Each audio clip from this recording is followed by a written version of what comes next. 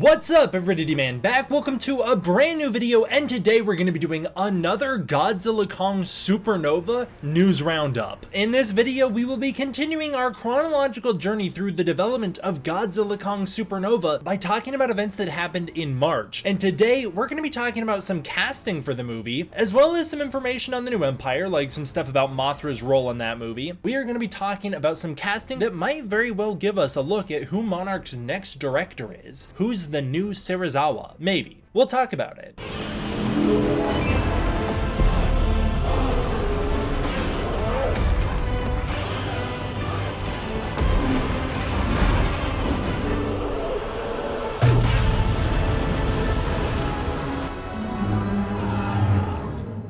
Starting out, I want to show off some artwork like always, and I absolutely love this first piece. This is Red Sun JT's Jinshin Mushi or Muto Prime. In my opinion, this actually is way cooler artwork than the artwork of Muto Prime we got in the Godzilla Aftershock comic. I love the red fingers, kind of like the glowing on the inside of the arms is such a cool detail. The glowing gills up top next to the eye is so awesome, and then the orange going all through the arm is so cool as well. I just really wanted to shout this one out because I think this artwork turned out amazing. Also really cool to get some Muto Prime artwork in the first place. Not a lot of fan art for the comics like this, so that's really neat. This next one's awesome. I continue to shout this guy out. This is Munko. He has taken the Godzilla 2014 model and modified it. This is his redesign of Godzilla for what he wants Godzilla to look like in the next movie, and I gotta say, this is, in my opinion, a perfect Godzilla redesign given where Godzilla leaves off at the end of the new Empire. It really hasn't undone any of the changes for the new Empire other than the bulk of Godzilla, which even the concept artist Jared Krzyzewski says should be undone by the next movie, as Godzilla will need to bulk up after he's done evolving. I really love the face. I love the sharpness of it. I think this model turned out fantastic. While I do kind of miss the elbow spikes, they kept the thagomizers on Godzilla's tail, which I'm not the biggest fan of, but I know you guys love, so I don't know. I think this is a perfect compromise. It gets us back to a more 2014 styled spine shape as well, while keeping the evolved Godzilla aesthetic, and it also gives us the multi-shaded spines, which we all want. So that is just so freaking cool.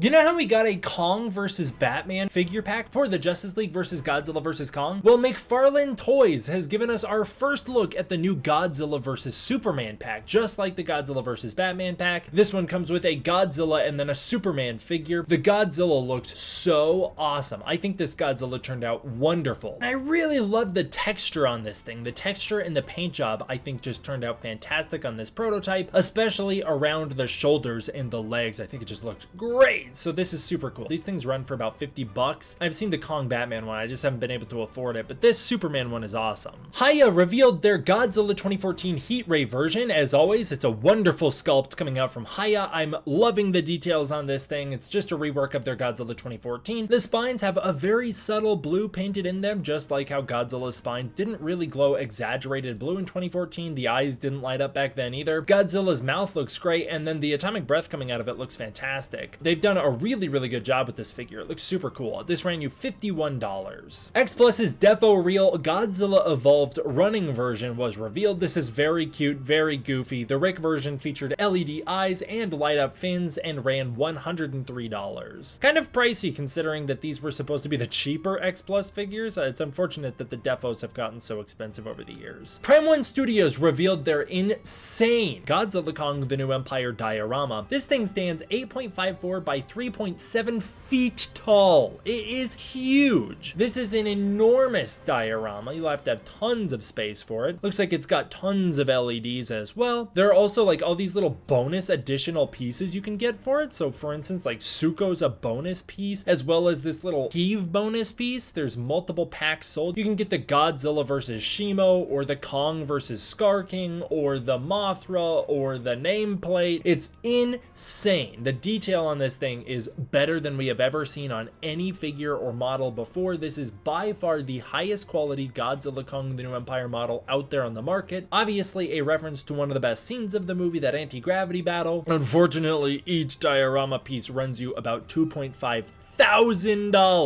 It means in total, this thing's probably costing you, with shipping and everything, around or upwards of $9,000 if you want to collect this entire thing. Insane. but it does look really cool. Even Jared Krzyzewski, who designed a lot of the monsters in the new Empire, celebrated, very excited that they made this thing. Hobby Japan magazine featured the Godzilla 2024 skeleton model in their April issue. This was of course a Bandai figure, and this is the one where you can build Godzilla's skin around it. This Godzilla skeleton was designed by concept artist Shinji Nishikawa. I do think it is incredibly awesome, and I actually think it's a lot cooler than when Godzilla has the skin on him. Someone shared with me a video of Adam Wingard discussing Mothra's role and importance in the new Empire. I don't know where this comes from, but I'd love to find more of these clips. Basically, he says that she is the protector of the Iwi and the Hollow Earth, and she has an ability to create a webbing that works as a camouflage to protect the Iwi civilization from the rest of Hollow Earth. I don't know how it has that bioorganic luminescence with it, but I guess Mothra has some bioluminescence as well. I guess in the new Empire, I always assumed Mothra repaired the wall. I didn't realize she's actually the one who created it in the first place, but pretty cool, Mothra. He also discusses how the second Godzilla saw Mothra standing up for Kong in Egypt, Godzilla calmed down, realizing that there are bigger things to worry about. He knew there's bigger things to worry about, but he let his ego get in the way because he's a big dumb idiot and he's dumb and stupid. And then he gets over himself in order to help them out, realizing that he is in the wrong and he shouldn't fight Kong after all. I hope Godzilla feels real shameful following that. Some rumors popped up. These originated from Cinemaholic that Godzilla Kong Supernova, although at the time it's just Godzilla Kong 3, was going to start filming in Queensland, Australia and Utah in July. Filming actually has begun in Queensland well before July. Filming kicked off not that long ago, as we'll talk about here in a minute, but it's interesting that Utah was named. I'm curious to see if there's any follow through on that. In fact, FTIA also backed up these reports, despite the fact that others like Toho Kingdom advised that we should proceed with caution in regards to these new shooting dates, as they were not confirmed by any of the main trades like The Hollywood Reporter. And as we'll talk about here in a second, it's because they were inaccurate. But I am still curious to see if the Utah rumors hold any weight.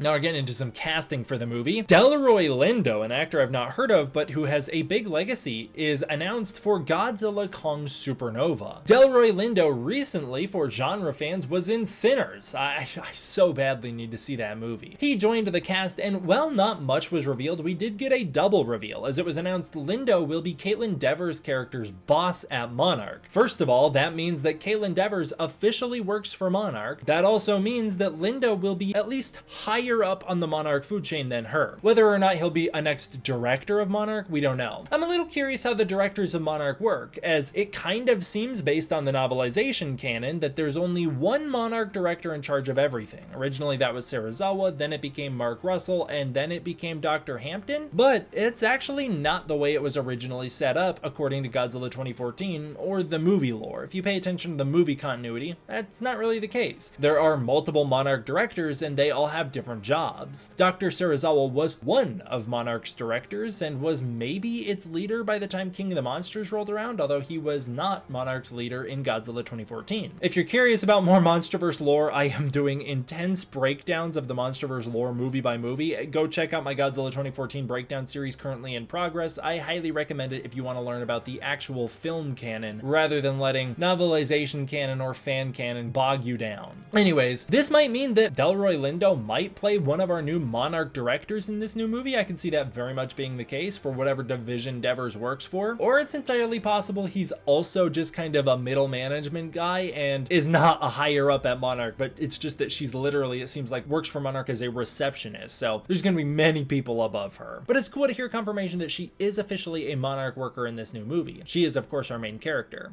One thing I'm excited to see is that I don't know if it's just wishful thinking, but at least from the vibe of the teaser itself, it really feels like we're stepping back into the world of Monarch as it was seen in the earlier days of the MonsterVerse, like Godzilla King of the Monsters. I don't know if it's just me, but it really doesn't feel like Monarch has had a presence in the last two movies, Godzilla vs. Kong and Godzilla Kong the New Empire, despite the fact that we actually follow Monarch characters the whole time. Eileen Andrews is of course part of Monarch, but maybe it's just because she's part of the Team Kong sector, it's such a specific sector of Monarch. It feels really far removed from the Monarch of the early days of the MonsterVerse. It feels unrecognizable, like the shady organization from Godzilla 2014, and it also doesn't even bear a resemblance to the one from Godzilla King of the Monsters. In fact, in Godzilla vs. Kong, Mark Russell feels like he does represent that earlier version of Monarch, and we spend so little time with him that it's like, these are the Monarch scenes, and everything with Eileen Andrews is nothing to do with Monarch. In fact, she is a big part of Monarch. So I'm really curious to see where things go from here. I'm hopeful that we will spend more time with the Monarch of the early MonsterVerse. All of the articles from the Hollywood Reporter reference Monarch as being the shady organization that it once was, that it started out as, and of course with Monarch Legacy of Monsters' big success taking us back to an earlier version of Monarch, like a Godzilla 2014 styled version, I'm really hoping that this movie kind of walks us back into the King of the Monsters era of Monarch, where Monarch feels really powerful, really legit, really established. I'm really hopeful that we will get back into the Monarch of the earlier days of the MonsterVerse, and I'm hoping that this new casting with Delroy Lindo will be a big part of that. Maybe he will be a new Monarch director. Maybe Sam Neill will be a big part of Monarch as well. It's entirely possible that Sam Neill could also be a big boss at Monarch. Maybe Sam Neill could be the new Monarch director filling in as the new Serizawa. I don't know. All we know is that from this article it says Delroy Lindo will be Caitlin Dever's boss, which makes me think that's a pretty good chance that it very well could be him being the new Monarch director of this movie. And I also think it's entirely possible that just because we don't want to have all of these families in Monarch, especially after Legacy of Monsters, it's very possible that Sam Neill's character could be unrelated. I guess we'll see whenever I get to the article announcing that he was cast, because I truly don't know anything about his involvement in this movie yet. But I'm excited to learn more. I hope you stick with me and learn with me throughout the next news roundups, as we are so close to catching up. Alrighty guys, that's where I will leave you for this one. I want to give a huge thank you to my patrons over on Patreon. It is through the support of the patrons on Patreon that I'm able to continue to make videos like this for you. If you want to see more videos like this, please consider joining the Patreon linked in the description below, where you can get early access to content, access to the Discord community, and more. If that's not your thing, please consider joining as a channel member. Thank you guys all for watching. I hope you enjoyed. I will see you all next time for the next one. D-Man out.